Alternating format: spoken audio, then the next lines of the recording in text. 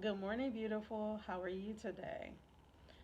I'm back. It's a new week, and I just want to step in for a few minutes and say hi. I love you guys. God loves you. To keep pressing and keep moving. Over the next few videos, I'll talk to you guys about who I am personally, where I came from, and where I am today. I feel it's kind of important for me to let you guys know who I am personally, why I make the choices and decisions I make, and just share with you guys. Um, I'm a single mom of four children, three living and one deceased. My oldest daughter passed away in 1995 from SIDS at the age of 10 months. I won't go too far in depth in that because I will be doing other videos coming soon about different trials and tribulations, how I handled them, and how they molded me into the person that I am today. And how God used those situations to either protect me or guide me into my purpose. And today I just wanted to come and say that I am a single mom. I'm a product of this system. I grew up in an abusive home, and the system did not work for me.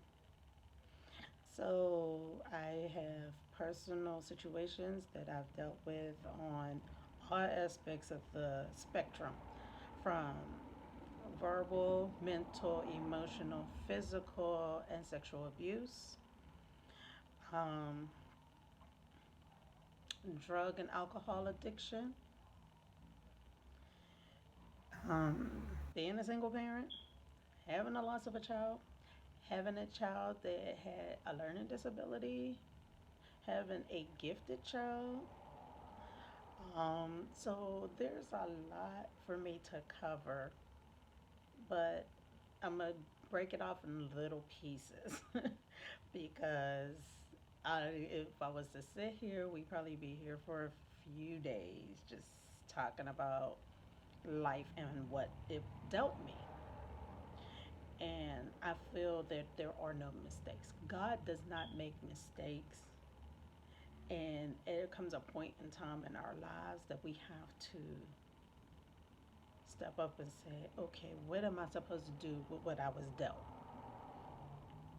Whether it's a choice or decision that you made or was made for you, it all works out. It works together for our good. And it really does. But it's for us to figure out how to see that good. Being born to a teenage mom, I should have never been here. My mom was 14 when she got pregnant, 15 when she had me, and she turned 16 a couple months after I was born. She was in a single parent home. Her father lived in another state.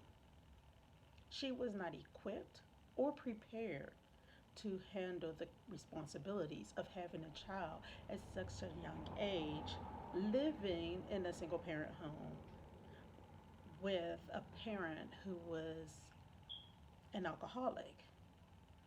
So, to fast forward that, she ran from her situation, which didn't make my situation no better, which meant ended up married at a very young age. Then she divorced and remarried. And that's where my cycle began because the abuse began when my mom was with her second husband. And I grew up with a man putting his hands on me, throwing me away, telling me I wasn't worthy, telling me I wasn't wanted. And then the system got a hold of me. And the system did not work for me. The system bounced me back and forth. I would be out for a little bit, back at home. Out for a little bit, back at home. Until that vicious cycle went back and forth all the way until I aged out of the system. So I left child abuse to go into adult abuse. I didn't know how to break cycles. I didn't know what to do. I was looking for love, running, searching, crying out, acting out, and that led into a life of me beginning this to continue a cycle, a generational curse that was on our family, that was plaguing our family for years, all the way up until, my bumps and bruises with this person, that person, this abuse relationship, that abusive relationship, to ultimately get to my fourth child.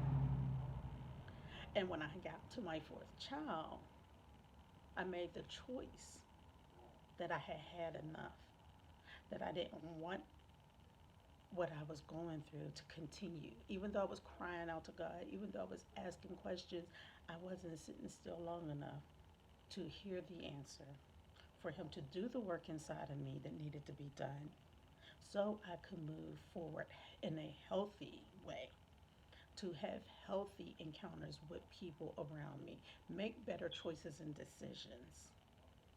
And that's why I love the saying, when you know better, you do better. A lot of the times we just walk through life and we do things subconsciously because, or out of tradition, because that's what has always been done.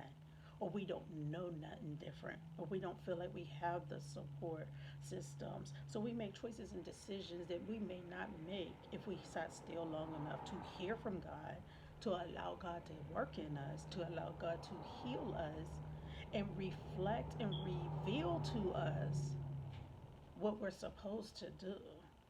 So over the next few videos, I'll be breaking off little pieces of me losing my daughter, growing up in abuse, what that did to me, how I was using those decisions to move forward in life, um, the men that I was encountering in my life's walk because of the abuse,